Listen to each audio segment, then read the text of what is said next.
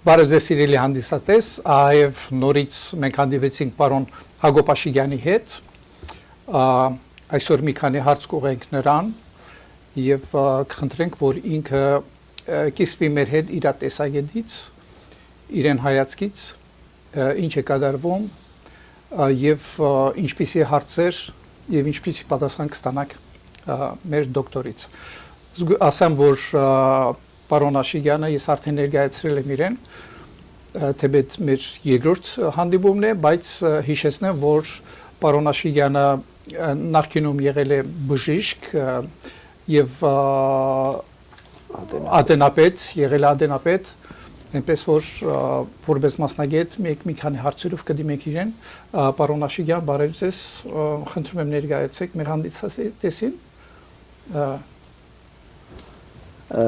Ողջույն տուք միմյանց ի համբույր սրբության, Սուրբ համբույրի ողջույնով մենք սկսենք մեր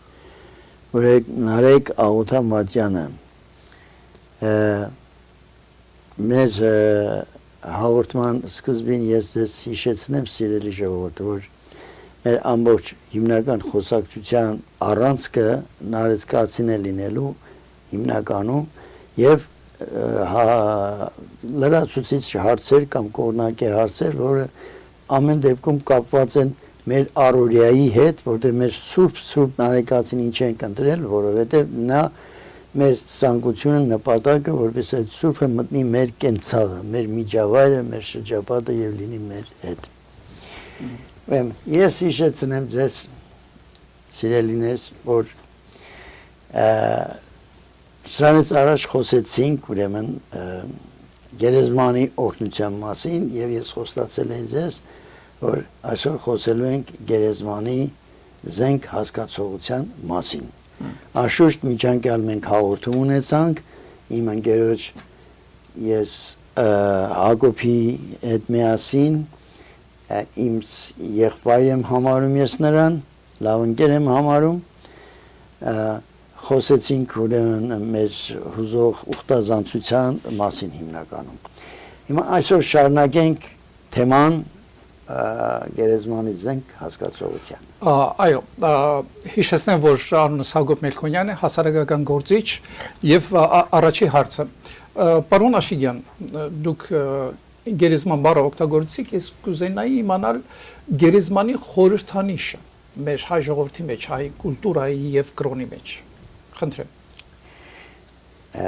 Տեսեք, սիրելի ժողովուրդ, ուրեմն ասեցինք կա գերեզմանի օրհնություն և գերեզմանի զենք հասկացողություն։ Հարցին կպատասխանենք ուրեմն նարեկյան մեկնություններով, նարեկյան հավելումներով, նարեկյան լույսի ներքո։ Ավելի շատ համառոտ, ասենք, գերեզմանի խորհուրդ հասկացողությունը կա, որը որ բնորոշել է մեր առաջի Գարեգին առաջի կաթողիկոսը, Գարեգին առաջի կաթողիկոսը, ոչ այս կաթողիկոսը։ Ուրեմն համառոտ գերեզմանի խորհրդի մասին։ Ուրեմն գնում ենք գերեզմանը, այցելում ենք նրա համար և վշտակցում ենք և հիշատակում ենք և այլն, բայց գերեզմանը իր մեջ ունի խորհուրդ, որը որ մենք շատերս չենք ընկալում, այ մեխանիկական ուղղակի այցելություն ենք կատարում, որն է այդ խորհուրդը։ Եթե կա խորհուրդ, խորհուրդը ուրեմն տալիս է մեզ ինչ-որ մի բան, սովորելու մի բան։ Այսինքն գերեզմանից այդ սրբատաշ ուրեմն ներկայություններից մենք ստանում ենք հետևյալ գաղափարը, այսինքն հավերժության գաղափարը, լույսը և ուրեմն Քրիստոսի հաղթանակը մահվան հանդեպ։ Այսինքն ինչ է կատարվում, քանի որ մենք մարդիկս կրում ենք ուրեմն մեր մահացածների անունները և պատկերը և միևնույն ժամանակ նրանց հիշատակությունը ու պատգամները, այս ամենը մեր մեջ ունենալով, մենք երբ որ հաճախում ենք այցելության ենք գնում գերեզման, մեր ամիտ պահվածքներով երբեմն այս ամենը վերացնում ենք, նեղացնում ենք մեր հոգիներին։ Այսինքն գերեզմանի խորհուրդը նա է, որ վախճանաբանությունը, որպես վախճանաբանություն առաջնային չէ, այսինքն մահը վախճանը չէ, մահից հետո կա կյանք, այդ խորհուրդը մենք ստանում ենք ուրեմն գերեզմանից եւ միևնույն ժամանակ Աստվածաշնչից։ Պարոն Աշիգյան, ուրեմն դուք օգտագործեցիք երկու բառ՝ անունը եւ պատգամը։ Ինչ է կարծում մեր այնտեղ ննջեցյալ սուրբ երիտասարդները, որ կյանք տվեցին հայրենիքի համար, իրենց անունը եւ պատգամը պետք է շարունակվի ում միջոցով, մենակ ծնողների, թե հայ ժողովրդի, իշխանությանը եւ բոլոր հայության կողմից, թե ոչ։ Գիտեք ինչ, այս հարցին նախքան պատասխանելը, որպեսզի շարունակությունը ճիշտ լինի, ես նախ գերեզմանի զենքի մասին ասեմ, խոսեմ, որովհետև խիստ կապ ունեն ձեր այս տված հարցերի հետ, որոնք որ շատ կարևոր հարցեր են, շատ կարևոր էական հարցեր են, որ մեր ամբողջ ազգը պետք է իմանա, որպեսզի չընկնի մոլորությունների մեջ։ Դրա համար սիրելիներս, ուրեմն ես ձեզ կարդամ Նարեկացու բան ԿԶ գլուխը, դրանից փոքր ենթաբաժիններ, ինքը ծավալուն է երկար, ես շատ չեմ խոսա, ընդամենը մի քանի րոպե կարևոր մասերը, որպեսզի ընդհանուր պատկերացում մենք կազմենք ինչ կա եւ հետո պատասխանեմ ընկերոջս տված հարցին։ Տեսեք, սկսենք ուրեմն այսպես, սա գերեզմանի զենքը ուրեմն հաջորդում է գերեզմանի օրհնությանը, Նարեկացու գրվածքով, Նարեկացու պատկերով, Նարեկացու մտայնությամբ, Նարեկացու երևակայությամբ։ Անշուշտ երևակայությունները միայն երևակայություն չեն զուտ, դրանք հիմնավորված են, փաստեր ունեն։ Արդ ով որ առնի այս համեստ մատյանի մաղթանքների սպեղանին, նրանով աղոթելու համար, եթե այդպիսին մեղավոր եմ, ես էլ թող նրան մասնակից լինեմ, իմ այս խոսքերով։ Տեսեք, ասում է, եթե մեկը այս մատյանով կաղոթի, ու ինքը մեղավոր է, ես իրեն միանում եմ, այսինքն իմ մատյանը օգտակար լինի իրեն մեղավորին որպես ընկեր լինի։ Իսկ եթե լինի ոմն արդար այր աղոթարկու, ես էլ նրա հետ թողած մատյանով գտնեմ գթություն։ Եթե ասում է մեկն էլ որ ուրեմն այս մատյանով պետք է փրկվի գթություն ստանա, ես էլ ստանամ այս մատյանով, այսինքն իմ մատյանը ծառայի նպատակին։ Իսկ եթե չկարդամ շարունակություն ասեմ, իսկ ասում է եթե մեկը կհամարի, որ ինքը ավելի արդար է, ինքը պետք է արժանանա Աստծո ողորմությանը, իսկ ես արժանի չեմ, թող ինքը արժանանա, թող ինքը, բայց ամեն մարդ մտածի, հասկանա, որ ոչ ոք ուրեմն կատարյալ չէ, ոչ ոք ամենամաքուրը չէ, ոչ ոք սուրբը չէ, միայն կատարյալն ու սուրբը Հիսուս Քրիստոս է։ Հիմա այս ամեն ներկայացնելուց հետո Նարեկացին անցնում է ուրեմն այսպիսի մի ուրեմն գերեզմանի մաղթանք զենք ասելով հետևյալ շարունակությունը։ Ես ընդհատաբար եմ կարդում, դուք կարդացեք ամբողջ գլուխը եւ հանգիստ ամեն տողի վրա մտածելով դա շատ ուսուցողական եւ կիրառական է լինելու ձեր կյանքի ընթացքում։ Արդ աղաչում եմ Տեր Հիսուս Քրիստոս, ողորմությամբ նայիր դու ինձ եւ մի թողնի, որ բնակակից լինեմ Բելյարին նշանակում է Բելյարի հետ, այսինքն Բելյարը սատանայի անուններից մեկն է, որ Բելյարի հետ հանգած մի նույն տեղում չապրեմ։ Թշվարից թաման ժամանակ, տապանի անկենթանական թնդյունը մահազեկույց, տեսեք, ինչ վառեր է օգտագործում Նարեկացին, երբ որ պետք է թաղվեմ, տապանից անկենթան թնդյունը մահազեկույց, այսինքն երբ որ դագաղը դնում են գերեզմանի մեջ, թնդյունը չէ դուրս գալի, կամ քարերը որ գցում են, ասում է թնդյունը մահազեկույց, ուրեմն որպես աղաղակ լալա հարաճ, այսինքն այդ ձայնը դու լսես Հիսուս Քրիստոս, քեզ ինձ հետ հաշտեցնող արժանացրու քո լսողությանը։ Այս ձայնը թող պատճառ լինի, որպեսզի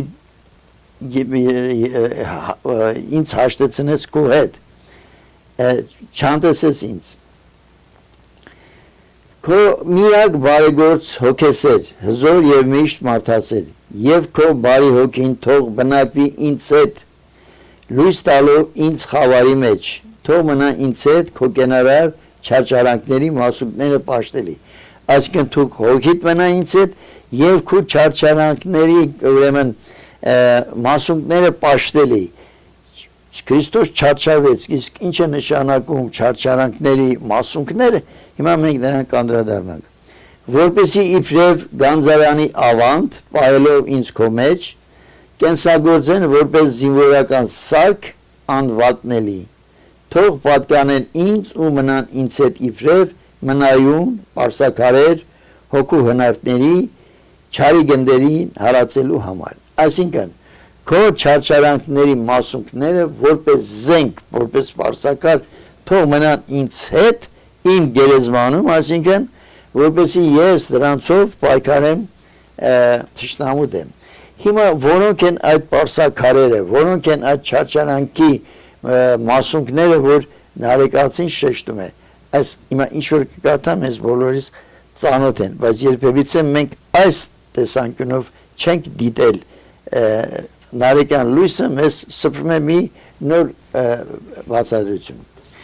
Ուրեմն չարի գնդերը հալածելու հոգևոր պարսակարերն են, տեսեք։ Տերունական աղոթքը, հայր մերը, ծնրադրությունը, որի մասին մենք անցած անգամ խոսացինք, հիշում եք, պարոն Հակոբ, ասեցինք ամեն ծունկ պետք է ծալվի Աստծո առաջ, այո, Աստծո առջև երեսնի վայր ընկնելը, այսինքն երկրպագելը, այսրանք կարող եք ես կնշեմ Մատթեոս 26:39 գլխում կա այս մասին։ Փրկիչի արունախառը քրտինքը, Ղուկաս 22:44, որ բացեք կկարդաք, երբ որ աղոթելուց քրտինքի փոխատեղ սկսեց արուն գալու։ Աստծո կապանքները, հայանքներին համբերելը, գլխի կրփարումը, գլխի խփելը, այս Քրիստոսին հարվածեցին, հիշում եք չէ, չարչարանքները խաչելության ընթացքում։ Ամենազորի ծաղրվելը, Աստծո երեսին հասցված ապտակը, Տիրոջ ընդունած երկնավոր բերանի լռությունը, լեղախառն քացախը, պարանոցի խոնարհումը, ստեղծողի կրողը մխված ահագին տեկը, կողը մխված ահագին տեկը, նիզակը, որ խրեցին Հիսուս Քրիստոսի կողը, պատանքի կտավը, այն, որը որ փաթաթված էր գերեզմանում, վեմի մեջ կենցանի Աստծո բնակվելը, այսինքն մահացավ, բայց 3 օր հետո հարություն առավ, այսինքն Աստծո ներկայությունն է, Աստծո բնակվելը, Աստծո բնակարանը, շղթաների անշեշտ տագնապը, կորուսյան գուժը։ Կորուսյան գուժը, դա կորուստը ոչ թե քրիստոնյայի Քրիստոսի, այլ սատանայի կորուսյան գուժի մասն է։ Այսինքն այս չարչարանքները, որոնք որ կրվեց, այս պարագաները, որոնք որ մենք թվարկեցինք, սրանք նարեկացին համարում է որպես հոգևոր պարսակարեր թշնամու սատանայի դեմ պայքարելու։ Այսինքն, ասում են, եթե ուրեմն խփեցին, լռեց, տեսեք, գլխին խփեցին, ձայն չանեց, ինչ արեց, այդ ամբողջ պատմությունը գիտեք, բայց ի վերջո ինչ եղավ։ Հիսուս Քրիստոս հաղթեց մահվանը, կուլ տվեց ամեն ինչ, ձայն չանեց, իր հարությամբ հաղթեց մահվանը։ Այս է ուրեմն նարեկացու գերեզմանի զենք ասացի բուն կմախ հասկացողությունը, այնտեղ այլ բացատրություններ էլ կան, հուսամ եմ, որ դուք կարդաք, մեր ժամանակը չի բավականացնի դրա համար։ Okay, շատ շնորհակալություն, շատ մանր ներկայացնելու համար, ուրեմն գերեզմանի խորհրդանիշը Հիսուսի մահը եւ համբարձումը։ Ես շատ հույս ունեմ եւ հավատում եմ մեր նիջեցյալները, ովքեր որ իրենց կյանքը տվեցին եւ հիմա ննջում են մեր ուրեմն երկրում կսրբվեն Հիսուսի արունով եւ հարության օրը հարություն կառնեն։ Ես հավատում եմ դրան։ Բայց պատահական չէ, որ ես վերցրեցի այս թեման գերեզմանի խորհրդանիշը, որովհետեւ որոշ ընդդիմության ներկայացուցիչներ օգտագործելով այդ վիշտը, հայ մոր վիշտը, իրենց քաղաքական նպատակների օգտագործելու համար։ Մանավանդ հիմա մոդենում է ուրեմն ընդրություններ այս տարի եւ իրանք դեռ շատ կշահարկեն այս կարելի ասել մի բան, որ պետք չէր կեղտոտ ձեռքերով մոդենալ այս մեր զոհված երիտասարդների հիշատակը հավերժացնելու համար։ Ինչ կարծիք ունեք, ինչու գնում են այդ քայլի, այդ թշվառ քայլին, որ իրենց քաղաքական նպատակներին հասնելու համար, օգտագործելով մեր այդ նինջեցյանների, ծնողների, ինչպես ասեմ, քաղաքական դիվիդենդներ շահելու համար։ Ինչ կասեք սրա մասին։ Հիմա սա ձեր մյուս նախքան հարցը, որ տվեցիք, հիշատակ ու պատկերը եւ անունն ու պատգամ հասկացողությունների հետ խիստ կապ ունի,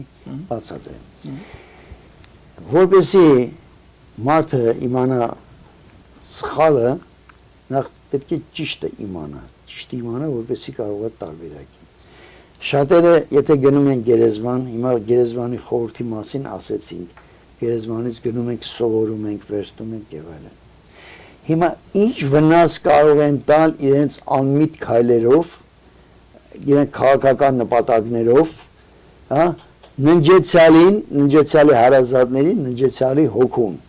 Մեր առաքելական եկեղեցին ունի հաղորդություն սրբոց, Սուրբ Հոգիների հետ հաղորդություն ունենք հասկացողությունը։ Հիմա ինչով եք դուք վնասելու այդ հաղորդությանը, կապը հաղորդվում ենք, չէ՞ մենք մեր մահացածների հետ, հա։ Հիմա տեսեք, ուրեմն ասեցինք, մահացածները ունեն հիշատակ ու պատգամ, հիշենք, ամեն ոք կարող է հիշել իր հարազատին, նրա թողած ուրեմն պատգամը եւ հիշատակները, որ նա ունի թողած, երբ որ մենք եւ մյուսն էլ ասեմ, ուրեմն մենք ապրում ենք այս աշխարհի վրա, կրում ենք նրանց անունը ու նրանց պատկերը, եթե մենք արժանի ձևով քրիստոնյա վայել մոտեցում չունենք գերեզմաններում, մենք ուրեմն աղավաղում ենք եւ պատկերը եւ նմանությունը։ Համառոտ ասեմ, ինչ է պատկեր, ինչ է պատգամ, ինչ է որպեսզի հասկանաք սրանից հետո գերեզմանը առավել եւս երաբլուրը, որտեղ մեր հայ զինվորներն են պարկած, չօգտագործվի որպես քաղաքական նպատակների համար բեմահարթակ, դա սրբավայր է, այնտեղ ցանկացած գործողություն ոչ հոգևոր իմաստից, ցանկացած գործողություն դիտվում է, ոտնաձգություն, սրբապղծություն, չի կարելի։ Հիմա ես բացատրեմ ինչու չի կարելի եւ մեր վարքով ինչ վնաս ենք տալի մեր հարազատներին։ Եթե հավատում ենք, եթե քրիստոնյա ենք, եթե ներկայանում ենք որպես կարեկցող, որպես վշտակից, եթե այդպես ենք ներկայացնում, ուրեմն կհասկանանք, չենք անի։ Եթե չենք, կանենք նորից, կնշանակի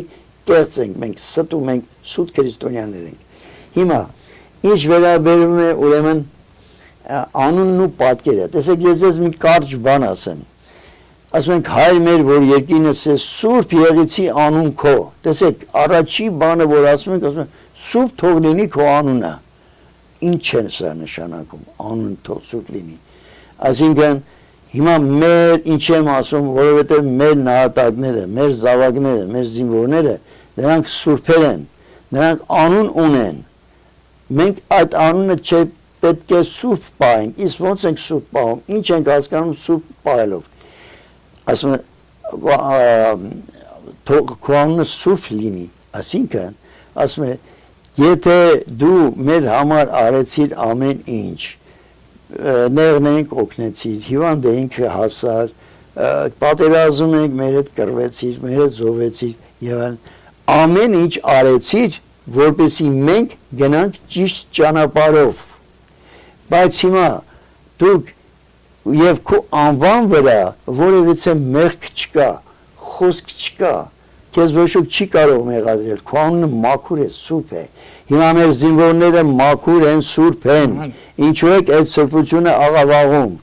Ինչու եք կեղտոտում դուք դեսեք մենք այնտեղ ասում ենք որ գնում են գերեզմաններ որպեսզի լույս վերցնենք մեր գորշացած հոգիների համար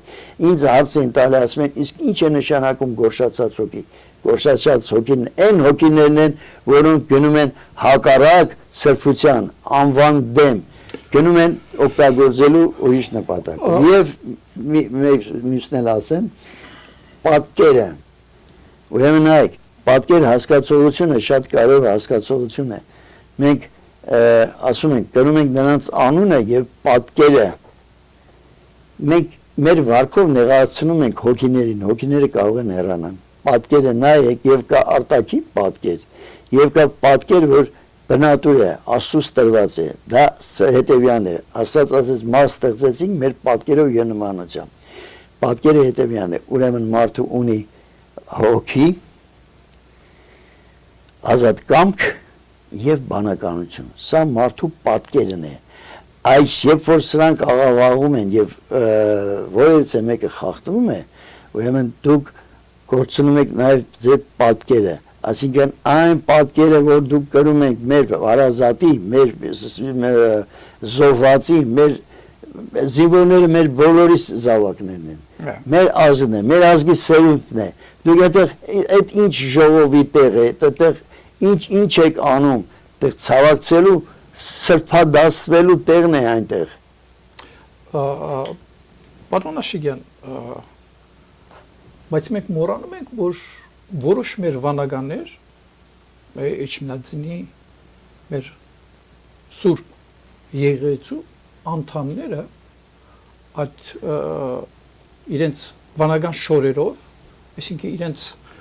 Աստծո անունից միանալով այդ ընդդիմությանը ջուր են լցնում ընդդիմության ջրաղացին, որը տանում է կործանման։ Ինչ կասեք, որ Էջմիածին մեր սուրբ ասելով ես հասկանում եմ, որ առաջի քրիստոնյան լինելով միաժամանակ եկեղեցին բաժանվելով երկու մասի որոշ վանականներ աշխատում են մեր այսպես կոչված ընդդիմության հետ հագարակ գնալով մեր հայ ժողովրդին եւ օրենքով ընդունված մեր իշխանության դեմ որը ժողովուրդն է ընդրել ինչ կասեք սիրելիներս սա կարևոր հարց է եւ մեր նպատակը մի բան է մենք չենք պատկանում որևէ մի կուսակցության որևէ մի ուղղության մեր նպատակը նարեկացու լույսի ներքո արդարության լույսի ներքո խոսել այն ասել այն որևիցե առանց կողմնապահության եւ հարցերն էլ տրված են առօրյա խիստ կարևոր հարցեր են աշխփակոցի չգիտեմ ինչ չի դրա համար մենք մեզ թույլ չենք տա որպեսի սուտը ճիշտ ներկայացնենք ճիշտը սուտ ներկայացնենք այլ խոսենք այն ինչ որ պետք ինչ որ ճիշտն է սա է մեր նպատակը որպեսզի մեր կենցաղավարությունն էլ մեր ժողովուրդն էլ այդ ճանապարհով գնա որպեսզի խուսափենք առավիճներից ինչ վերաբերում է հոգևորականներին որոնք որ մասնակցում են գերեզմանում ընդդիմադիր կամ չգիտեմ ինչի ես ընդդիմադիր չգիտեմ ինչ խմբավորում որ ուզում է լինի որը որ ինչ որ մի քաղաքական նպատակ ունի ուրեմն խիստ մեղադրելի է հոգևորականի ներկայությունը այնտեղ առավել եւս հոգևորականի ներկայությունը գերեզմանում պարտադիր է անհրաժեշտ է բոլոր ծնողները կուզեն քահանաներին տեսնեն բայց միայն հոգևոր առումով մխիթարելու աղոթելու ուրեմն նրանց բարեխոսությունը խնդրելու որպեսզի չէ քահանան ունի իշխանություն աստվածայից տրված մեղքեր արձակելու ոչ թե ներելու մեղքեր արձակելու քահանան է վերջով գալիս այն գերեզմանները կնքում խաչակնքում եւ կուզեք ես երկու բառ ասեմ ձեզ տեսեք ժողովուրդ ջան, շատ չեր կարասնեմ, որ դու քահանական երկար խոսալ, չհասկանա ժողովուրդը, բայց հետևյալ բառներն է ասում, նայ, օրհնեցի եւ կնքեցի գերեզմանը, շիրիմը, ոսկորները, թաման արագ գերեզմանի կարգի մասին է խոսքը, հա? Եվ ուրեմն եւ վերջում այսպես է ավարտում. անշարժ եղեցի կնիկ տերունական ի վերա գերեզմանի մինչև Հիսուս Քրիստոսի գալուստը։ Վերադառնալ։ Այսինքն քահանան գերեզմանում նրա համար է որպեսզի այս սրանք կատարի Ոչ թե քաղաքական պատվերներ։ Ոչ թե քաղաքական պատվերներ։ Այո։ Եթե հոգևորականը միանում է, արդեն ասում եմ, ես կոնկրետ նկատի չունեմ որևէ, ով ուզում է լինի, ում հետ ուզում է միանալ իր հոգևոր ասպարեզից դուրս է գալիս այդ տրվում ուրիշ շարժումների ուղղությունների, դա հավատացյալ մարդու համար անհասկանալի է։ Լավ, Ավելի խիստ չեմ խոսում։ լավ, դա կարևոր հարց էր, որովհետև անցած հաղորդումից հետո շատ հարցեր եկան։ Մեկ հարց եւս այդ շարանից։ Ասացեք, խնդրեմ, ինչու կաթողիկոսը որոշեց ժողովը անցկացնել ոչ թե Էջմիածնում, այլ Ավստրիայում։ Ինչ կարծիք ունեք այս մասին։ Այստեղ միթե ինչ որ մի բան Ես այսպես մեկնաբանեմ։ Ինձ համար նախ բոլոր հավատացյալների համար։ Հիշեք, ես երբեմն ինձ բոլոր ասում եմ, ես դեռ մինչև հիմա ինձ համարում եմ, որ ես եկեղեցու ատենապետն եմ, ժամանակավոր բաժանված եմ, խիստ կապված եմ ես եկեղեցու հետ։ Հիմա նախ մեզ համար անընդունելի է, որ կաթողիկոսը կամ մեր երկիրը մայրաթորը թողած ամբողջ աշխարհից գալիս են մայրաթոր, ստենց գնում են Ավստրիա, գնում են ինչի համար, ինչ խուսափելու մի բան կա, փախնում են, խուսափում են, ինչի համար մայրաթոր Էջմիածին ինչ եղել։ Ես քաղաքական նպատակները անշուշտ իմ մտածածները փաստարկներ չեմ ուզում արտահայտվեմ, բայց որպես հավատացյալ եւ նման շատերի համար սա տարօրինակ, զարմանալի եւ անընդունելի է մեր մայրաթորը թողած ամբողջ աշխարհն է մայրաթոր գալու, մենք մայրաթորից ենք գնում։ Շատ շնորհակալություն։ Բայց չգիտեմ այդտեղ ինչ նպատակ ունի, ես չեմ։ Ես ասեմ ձեր նպատակը, որովհետև KGB աշխատողը մենակ Ավստրիա պետությունը կարող է ընդունել օդար ազգերի գաղտնի ծառայությունների աշխատողներին, այնտեղ օրենքը թույլ է տալիս։ Լավ, գիտեք ինչ ժամանակին, ուրեմն Աստվածաշնչում էլ կա, մեր բաներում կան նարեկացնել ունի գրած կան ապաստանի քաղաքներ, ապաստանի բայց արշակ թագավորներ ունեցել, արշակ թագավորներ արշակավան կառուցեց, ուրեմն այդտեղ հավաքվում են բոլոր գողերը, ավազակները, մարդասպանները եւ այլն, եւ դրանց հնարավորություն էր տրվում այնտեղ արդարանալու։ Հետո տեսան որ չէ, դա վերածում է արդեն ավելի ինչ որ մեծ կազմակերպված բանի, արշակավանը հայ իշխանները քանդեցին։ Լավ, եթե ընդհանուր ամփոփենք մի եւս ոչ հաջելի հարց որոշների համար, բայց համենայն դեպս ես ուզում եմ տամ։ Մեր եկեղեցին պղծված է թե ոչ։ Այդ արարքով, կաթողիկոսի արարքներով։ Այ մենք տարբերենք մարդը եւ եկեղեցին իրարից։ Այո։ Արարքը կատարողը կպղծվի, արարքը կատարողը, ով ուզում է լինի, կատարողը անհատ, մարդ, չէ, այո, կպղծվի։ Եկեղեցին ուրիշ հասկացի, եկեղեցին չի պղծվի, կփորձեն եկեղեցին պղծել,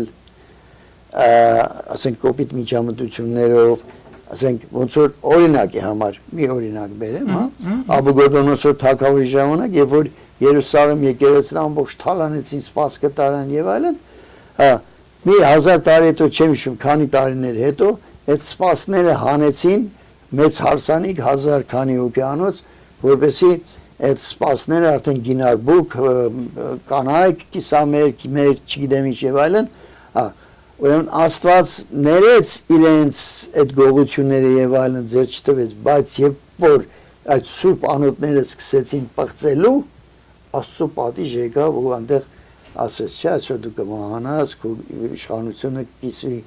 պասիկների ու մարերի մեջ, եւ այսինքն Աստծո պատիժը եկավ, երբ որ այդ պղծեցին եկեղեցուն սպասքները, Այո։ նույնիսկ սպասքները։ Իսկ մարդը ինքը եթե ինքը գործում է, այդ մարդը ինքն է բացվում կամ ինքն է պատժի առաջ կանում։ Բայց ամեն դեպքում եկեղեցու համար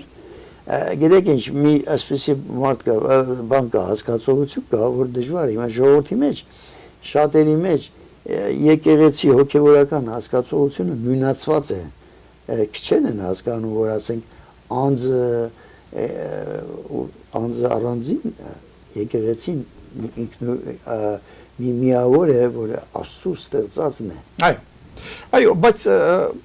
կարծեմ դուք իմ հետ համաձայն կլինեք, որ պղծված անհատները պետք է հեռանան սուրբ միջավայրից։ Իհարկե, անշուշտ իհարկե պետք է հեռանան։ Պղծված անհատը ինչ ոնց կա հոգևորական։ Այո, շատ ճիշտ եք։ Ես հիշում եմ անցյալ մեր ծրագրում դուք դիմեցիք հայ կանանց եւ ձեզ ասեմ, որ բավականին լավ այսպես արձագանք եղավ։ Որ պահոքի իջացնի։ Որ դուք դիմեցիք հայ կանանց, որ Հայաստանում եկեղեցիներում 80-90% հայ կանայք են, մեկ րոպե ես հարցս լրացնեմ։ Ինչու եմ այդ հարցը տալիս, որովհետև մեր այսպես կոչված ինդիմությունյան ներկայացուցիչներից մեկը հայ կանանց մասին բավականին բացասական խոսեց։ Ահա եւ նա ինչ ասեց, հայ կանայք անբավարարված են, բավարարված չեն։ Իհարկե, թող գնահատականը տա մեր հայ ժողովուրդը եւ մանավանդ հայ կանայք, բայց համենայն դեպս եկեղեցին, որ խառնում է պետության հետ, ընդդիմության հետ, դեպի ընդդեմ իշխանության, ընդդեմ պետությանը,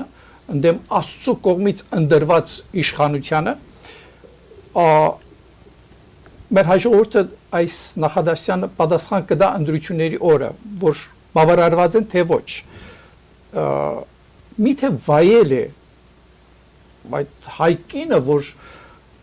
դարերի ընթացքում տղամարդու հետ, զինվորի հետ պայքար էր մղում հրացանը ձեռքին միջին դարերում եւ մինչեւ այս վերջերս մենք ունեցանք հայ հերոսներ, որոնք կռվեցին մեր Ղարաբաղյան շարժման այդ առաջի պատերազմի, երկրորդ պատերազմի մեջ, միթե կարելի է այսպես նսեմացնել հայ կնոջը, այդ ես դրանց մարդ չեմ համարի, բայց համենայն դեպս քաղաքականության մեջ կոչվում են ընդդիմություն, թույլ տան նրանց գան ընտրությունների։ Խնդրում եմ ձեր գաղափարը, ձեր մոդեցումը։ Ես լավ հիշում եմ, որ ասեցի եկեղեցում տիկնացմիությունները մեծամասնություն են կազմում, ամբողջ եկեղեցում մեծամասնություն նրանք են, հիմքն են նրանք, նրանք մայրեն ծնոն են եւ ոչ ոք չի կարող հաշվի, թե քանի հոգի են, գուցե ամբողջացն է, ես չգիտեմ, շատ է։ Հիմա եթե նրանց հասի, իսկ այդ ընդդիմությունից ով է հասողը։ Սաբեր Կարապետյանի հարազատը։ Եթե ընդդիմությունից նման բան են խոսում, ինչ ասեմ, տգիտության, նույն բանը, նույն հարցը կարող են իրեն տան, իրանց ընտանիքին, ասինքն այդ փողոցային խոսակցությունը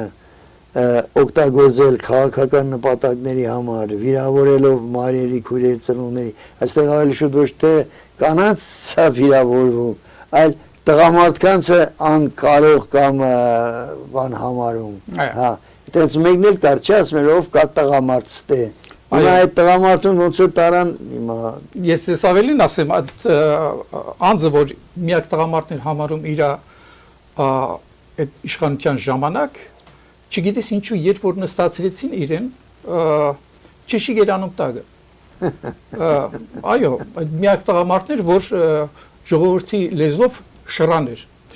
Բայց համենայն դեպս ինձ թվում է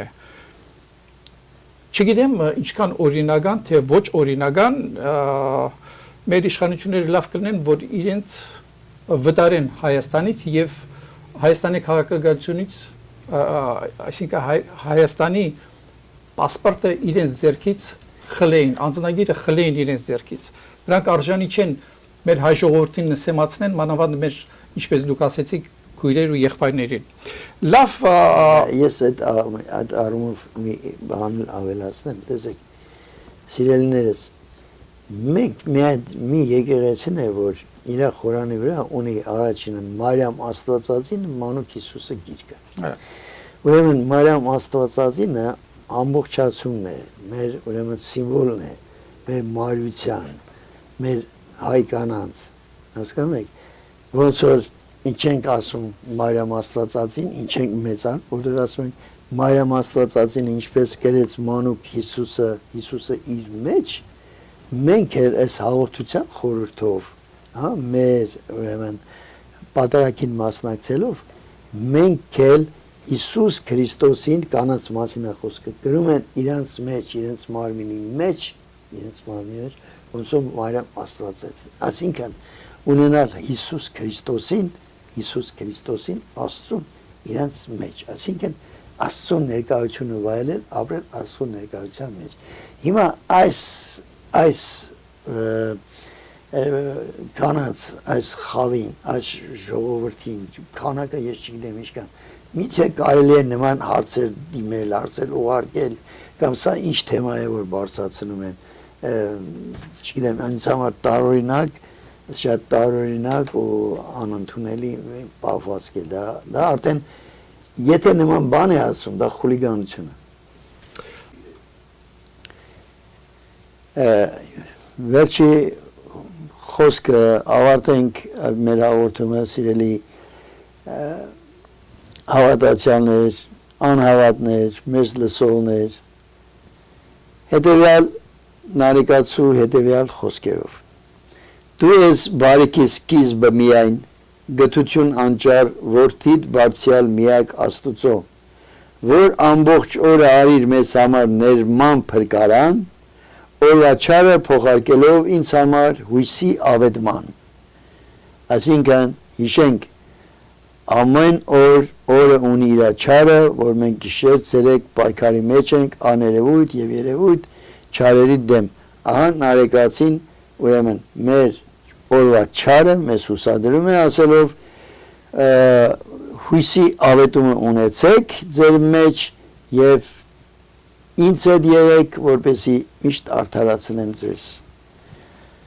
Ստեսյուն միշտ նոր հանդիպում, հիշենք Աստվածը ընդ մեզ է։ Լավ,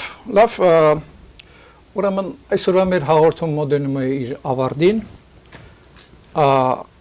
Ուրեմն ես մի նախադասություն կասեմ, որ մեր սիրելի հայ կանայք, կարծում եմ ընտրություններին դուք ձեր կարծիքը կասեք։ Այս չեմ կարող արտահայտվեմ ինչ որ սրտիս մեջ կա, ցենզուրը թույլ չի տալիս, իմ դաստիարակությունը թույլ չի տալիս, բայց համենայն դեպս սիրելի հանդիսատես, խնդրում ենք ուրեմն գրանցվել մեր ծրագրին, մեր հաղորդումներին միացեք եւ գրեք ձեր կարծիքը, ինչպիսի հարցեր կուզենայիք տալ։ Շատ շնորհակալություն ուշադրության համար, մինչ նոր հանդիպում։